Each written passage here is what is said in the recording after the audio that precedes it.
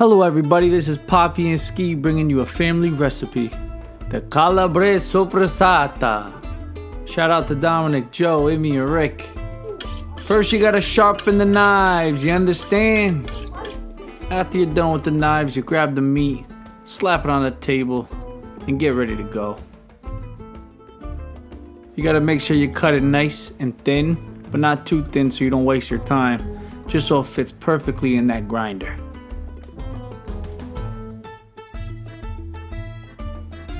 Make sure you remove all the stringy fat, blood, little dots here and there. You gotta get rid of it. We need some clean soppressata over here, understand? Nice. Let's throw it in the grinder.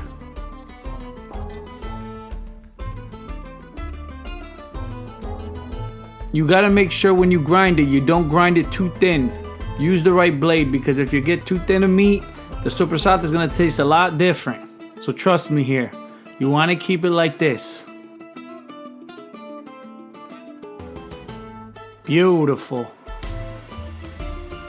We're using grinder plate 3/4, not 1/2 inch, not 5/8, 3/4.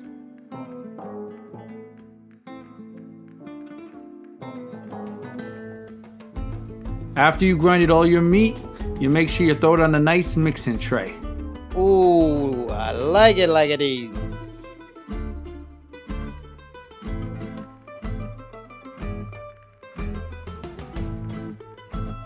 Why not? Let's put some more in there. Beautiful.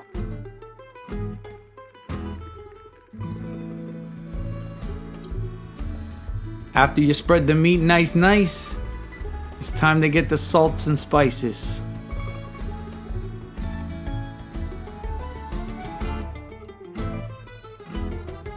Some nice seasoning, homemade, fresh from the garden. Can't beat it. Unbelievable.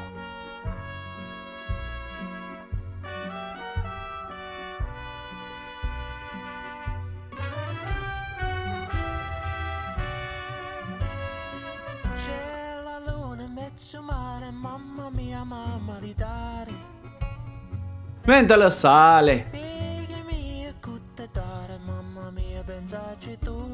The salt's gonna make sure that everything stays nice and fresh when it's curing. Beautiful, look at it.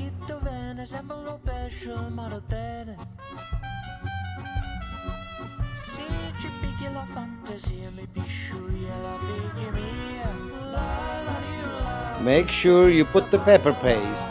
It's gonna give a nice color.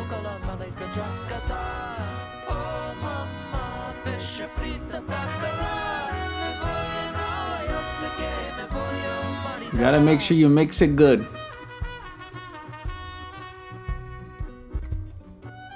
Like my cousin Joe says, the more you mix, the better it tastes, baby.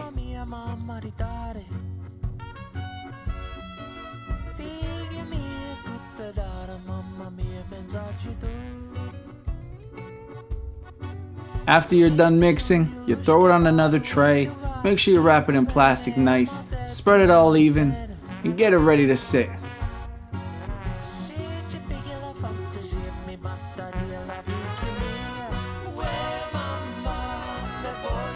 Make sure you let it sit overnight.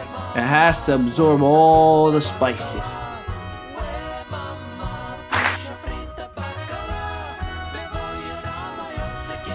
The next day, you unwrap that plastic and you remix the meat. Gotta love it.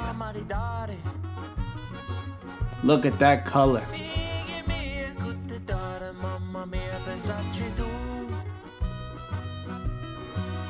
After you're done mixing the meat, you throw it in the stuffer and get ready.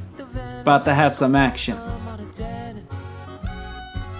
When you loading the stuffer, you push the meat down and get rid of the air. Air, it's loading no good.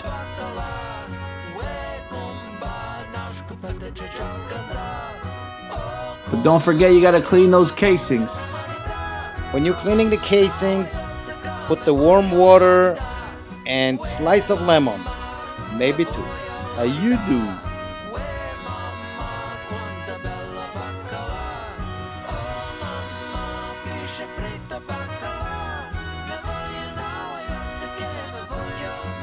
As you can see, we slid on the casing. We tied the knot, poked the hole to let the air out. And we got Soppressata. When I came from, people would call Kiełbasa Krakowska, but it's Soppressata.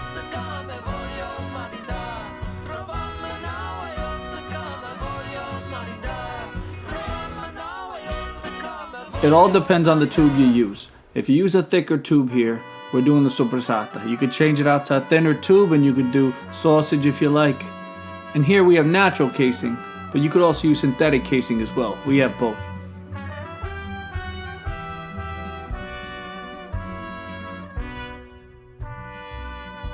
After you're done with each one, you gotta make sure you tie a knot so you can hang it. Cut the end so it's nice. And then you gotta poke the holes. We gotta let this air out somewhere, huh?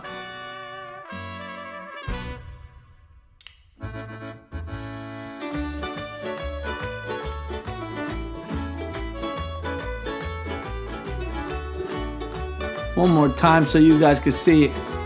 It's the same process. Some people tie one and cut it like we're doing here. Depending on the space you have to hang, you may want to do two. But you don't want to overdo it because it's going to be too heavy and sometimes the casing will slip off the knot.